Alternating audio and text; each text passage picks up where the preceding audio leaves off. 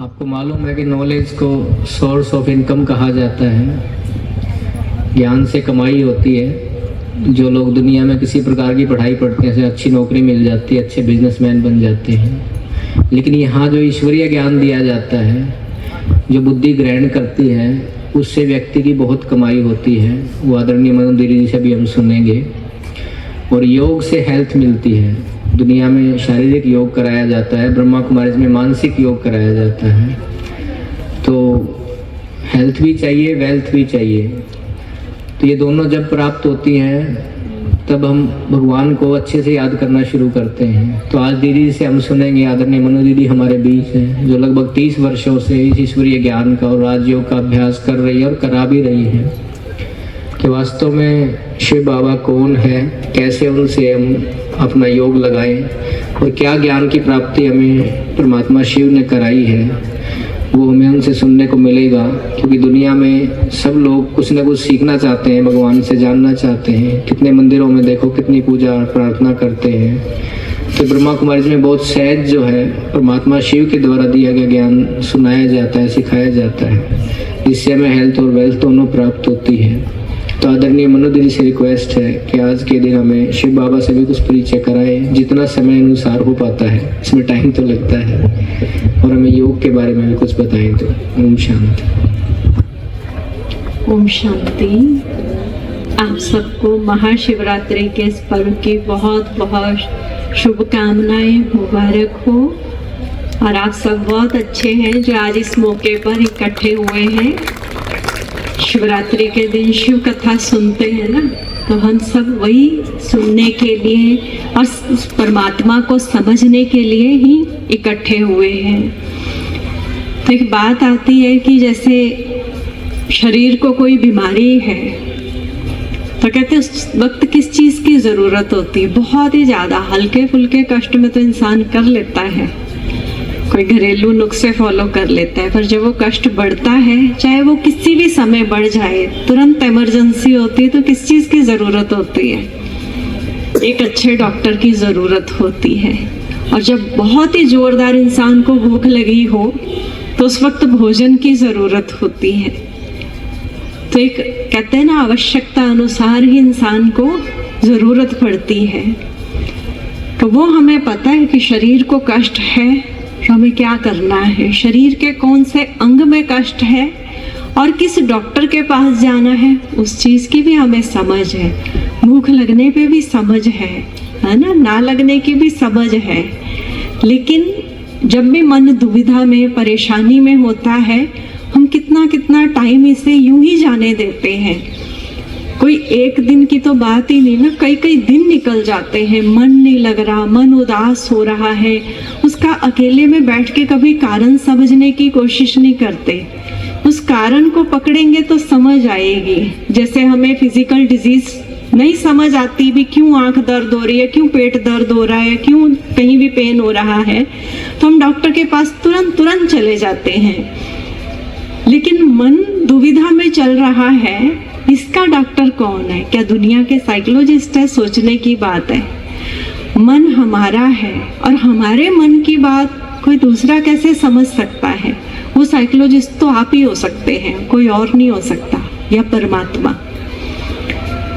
तो इतने दिन निकल जाते हैं, हम उस चीज़ को पकड़ ही नहीं पाते कि मुझे ऐसा क्यों हो रहा है, हम खुश क्यों नहीं रह रहे, क्यों हम उदास रह रहे हैं, क्या मेरी अंतरात्मा की ज़रूरत है। तो जब हम अंतरात्मा की बात करते हैं तो वही पहली बात आती है खुद की पहचान की, जो ब्रह्मा कुमारी में पहले दिन ही ये पहला पाठ पक्का करा दिया जाता है। और वो भी परमात्मा ने कहा है। और परमात्मा रोज रोज का होमवर्क भी यही देते हैं कि खुद को शरीर नहीं आत्मा समझो, जो आपकी वास्तविकता है। शरीर तो एक चोला है, एक हमारा कॉस्ट्यूम है, जिसको लेके हम इस बहुत बड़े ग्लोब के वर्ल्ड स्टेज पर रोल प्ले कर रहे हैं। आज इसकी कॉन्शियसनेस के कारण बहुत सारी दुविधाएं हमने अपने आसपास क्रिएट कर ली हैं। अपने अंदर बहुत सारी नेगेटिव एनर्जी को जगह जगह से रिसीव कर लिया है। तो जैसे ही हम अपने आप को सोल समझना शुरू करते हैं, सोल कॉन्शियस होते हैं, तो वो आत्मा है कैसी, आत्मा का स्वरूप कैसा है। आत्मा का जो वास है शरीर में वो मस्तक में है और है चमकते सितारे के समान। तो जब हम अपने मन को बहुत अच्छे से कंसंट्रेट करके सिर्फ यही थॉट लेते हैं कि मैं एक शांत आत्मा हूँ, तो उसी वक्त वो एनर्जी बढ़ने लग जाती है। देखो डिस्टर्ब होने पे भी तो कहते हैं ना कि मैं बहुत डिस्टर्ब हूँ, तो इससे क्या होगा, डिस्टर्बेंस बढ़ेगी या कम होगी। इसीलिए वो फिजिकल डिजीज की बात बताई ना कि है बीमारी तो तुरंत हम वो गोली लेते हैं डॉक्टर से पूछ के, नहीं होता तो इंजेक्शन लेते हैं, तो तुरंत अंदर बॉडी के काम करता है। तो उसी तरह जब मन में इतनी बड़ी दुविधा है, मन अशांत है, तो बार बार ये शब्द कहना कि मुझे स्ट्रेस हो रहा है, मुझे बहुत ज़्यादा आज फील हो रहा है, बहुत प्रेशर है मेरे ऊपर, तो ये शब्द बार बार कहने से क्या होता है, वो डबल ट्रिपल होते कई गुना ज़्यादा वो हमारी एनर्जी को नेगेटिव करता जाता है। तो इसीलिए परमात्मा ही हमें याद कराते हैं कि मैं शांति का सागर हूँ, आप मास्टर शांति के सागर। और जैसे ही हम कंसंट्रेट होकर बैठते हैं कि मैं एक शांत आत्मा हूँ, तो तुरंत हम उस शांति सागर की एनर्जी को रिसीव करने लग जाते हैं और मन को वो एनर्जी मिलनी शुरू हो जाती है। जब हम प्रैक्टिकल करके देखेंगे तो हमें रियल में उस एनर्जी का एहसास होगा। बार बार इधर उधर हमारा मन भटकता है, तो वो भटकन क्या करती है, अंदर की एनर्जी को भी ख़त्म कर देती है। जैसे कोई इंसान बहुत ज़्यादा चलता ही रहे या बिना बात कहीं कुछ और चीज़ों में घुसा रहे, व्यर्थ जिसे बोलते हैं, बिना बात कहीं कोई काम करता रहे दिन भर, मतलब जिनकी ज़रूरत नहीं है, तो वो थक जाएगा। तो उसी तरह मन को भी हम अगर बेकार की बातों में बार बार घुमाते रहेंगे तो मन भी थक जाता है।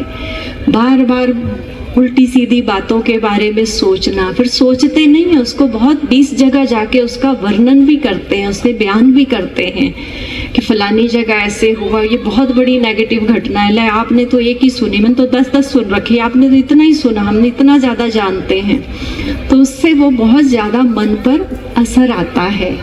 मन की शक्ति को बढ़ाने के लिए मन को हमें अच्छे से समझना होगा, तो वो मन को परमात्मा से जोड़ना होगा। इसीलिए ब्रह्मा कुमारी में जो मेडिटेशन सिखाया जाता है उसे हम राजयोगा मेडिटेशन भी बोलते हैं और उसे सहज योग भी बोलते हैं। राजयोग इसलिए कि कर्म इंद्रियों पर हम राज करना सीख जाते हैं, बहुत सारे रहस्य जान जाते हैं, और फिर परमात्मा वो सत्ता है जो हमें राजाओं का भी राजा बनाते हैं। कर्म इंद्रियों के राजा, और राजा में देवात्मा, क्योंकि भारतीय संस्कृति के हिसाब से आता है कि हमारी संस्कृति देव संस्कृति है और देवता देने वाले को कहते हैं। वो यही कला आके सिखाते हैं। जिनका आज ये दिन है ना शिवरात्रि, वो सदा शिव ही आज के दिन वो तो वरदान देते ही हैं, और वो हमें ये भी वरदान देते हैं कि आप भी दुनिया को यूं ही वरदान देना सीख जाओ, दुआएं देना सीख जाओ।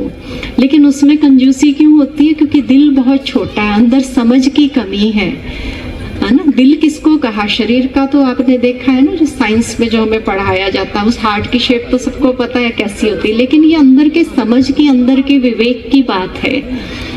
तो वो दिल जब छोटा होगा, वो विवेक ही हमारा छोटा है, तो हम कैसे किसी को दुआएं दे सकते हैं? इसने मेरे साथ बुरा किया, हम इसके लिए क्यों ज़्यादा अच्छा सोचें? अरे इस देने में, अच्छा सोचने में थोड़े कंजूसी करनी चाहिए। उसने बुरा किया, इसके लिए दुआ करें, भगवान इसको 10 गुना ज़्यादा, 20 गुना ज़्यादा हमारे से ज़्यादा दे। जितनी इसको प्राप्ति हुई है उससे भी कई गुना ज़्यादा मिले वो प्राप्ति। तो हम ये ट्राई करके देखें, तो हमारी खुशी का पैरामीटर वहाँ ही बढ़ने लग जाएगा। तो इस शिवरात्रि पर ये सीखना है कि जहाँ कोई मन को दुखाए, अंदर कष्ट दे, तो उसके लिए क्या सोचना है कि परमात्मा इसको बहुत ज़्यादा खुशियाँ दे। ये दुख क्यों दे रहा है? क्योंकि ये अंदर से दुखी है। परमात्मा जो है वो संसार का सबसे अच्छा डॉक्टर है, वही हमारी मन की व्याधि को समझ सकता है।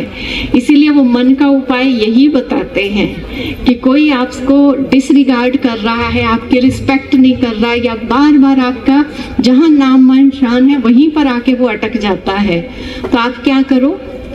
यही उसके लिए अच्छा सोचो कि ये बेचारा किसी वजह से कर रहा है और मेरा काम है इसको ब्लेसिंग्स देना। जैसे परमात्मा उसके आगे तो कोई भी चला जाए वो सबको दुआएं ही देता है। आपने मंदिरों में भी देखा होगा, मूर्तियों के हाथ हमेशा ऐसे होते हैं, और अनगिनत बार हमने ऐसा भी सुना कि चोर आए, कोई आए, ले गए, पर वो हाथ ऐसे ही रहेगा, क्योंकि वो तो दाता है ना भाई। जिसको ज़रूरत है उन्होंने तो फिर भी देना ही है। पता नहीं कितनी की ज़रूरत है, तो वो तो हमेशा इसी पोज में ही रह जाते हैं। ऐसे थोड़े ऐसे है तो हाथ नीचे हो जाएगा। तो ये हमने हमेशा याद रखना है। तो बाकी परमात्मा की बात कर रहे हैं जिनका दिन है ये आज, तो हम जब भी कहते हैं कि शिव, सदा शिव कहते हैं, तो शिव की नाम की महिमा तो बहुत ऊंची है। और शिव शब्द का अर्थ है कल्याणकारी और बिंदु। तो बिंदु का महत्व तो है ही है ना। देखो, एक के बाद 0 लगाते हैं तो वैल्यू रेट बढ़ जाता है, और लगाते जाएं तो 100 का 1000 और कई गुना ज़्यादा हो जाता है। तो शिव नाम की यही महिमा है कि जब हम उनको मन के माध्यम से याद करते हैं तो उसी वक्त हमारी कमाई में वो ऐड होने लग जाता है। उतने ही 0 लगने शुरू हो जाते हैं। अपने कर्मों की कमाई जमा होने लग जाती है।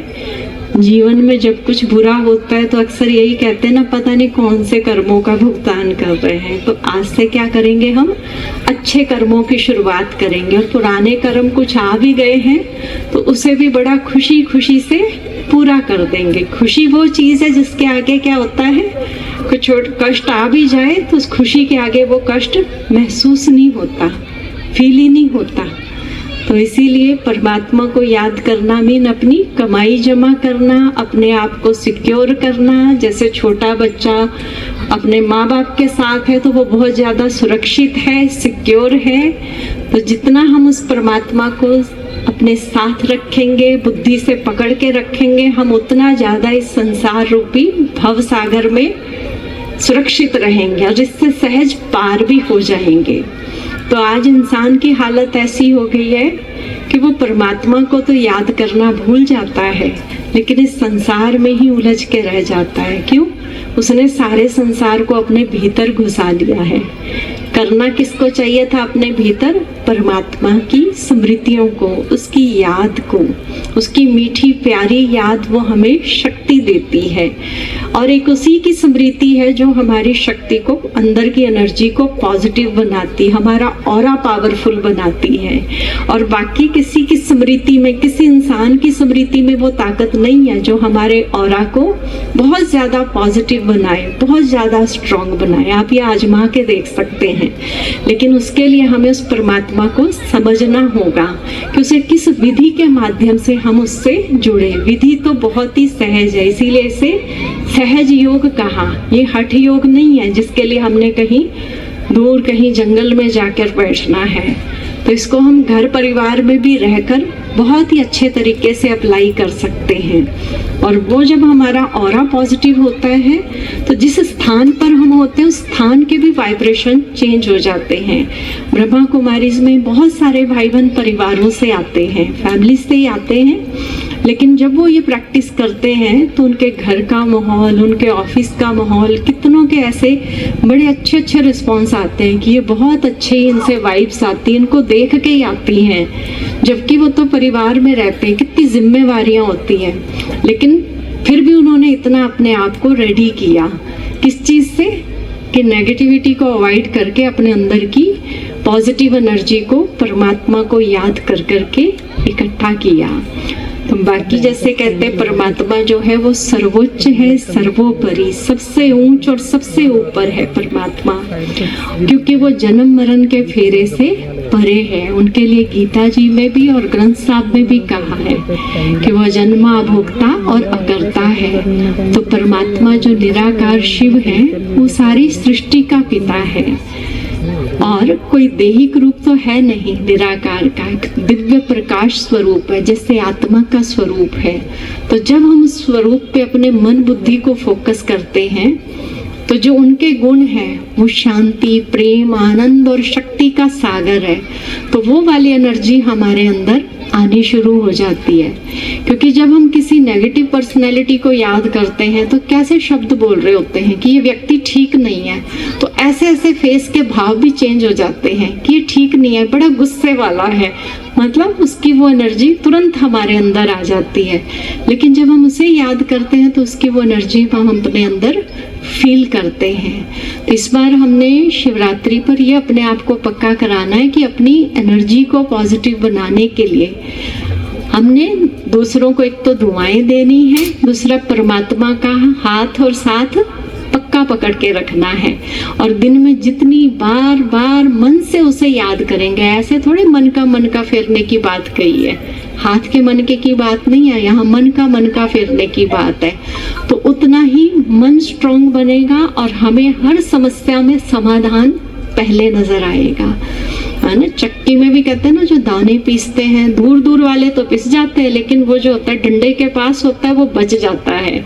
तो ये याद रखें कि संसार रूपी चक्की में जो दाने दूर दूर होंगे ना उस ईश्वर से, तो पिस जाएंगे, माना परिस्थितियों में दब के अपनी एनर्जी को खत्म कर देंगे, अपना अस्तित्व भी कई लोग खत्म कर देते हैं। उसके बाद उनको वही आता है टेंशन डिप्रेशन के कारण कि सुसाइड कर लें। आज ये बड़ी कॉमन बात हो गई है, जरा जरा सी बात पे किसी ने कह दिया कि क्या करें भाई, आपका काम हम टाइम सिर कर नहीं पाए तो आप मरी जाओ। बताओ, वो नॉर्मली बोल रहे थे, इधर सच में ही मरी गए, सुसाइड ही कर लिया। तो जितना परमात्मा के साथ रहेंगे, पास रहेंगे, उतना ज्यादा हम सेफ रहेंगे। और एक बार फिर से आपको इस महाशिवरात्रि की बहुत बहुत शुभकामनाएं। सदा शिव की खुशियां आपके जीवन में बरसती रहें, आप यूं ही खुशहाल रहें। ओम शांति। बहुत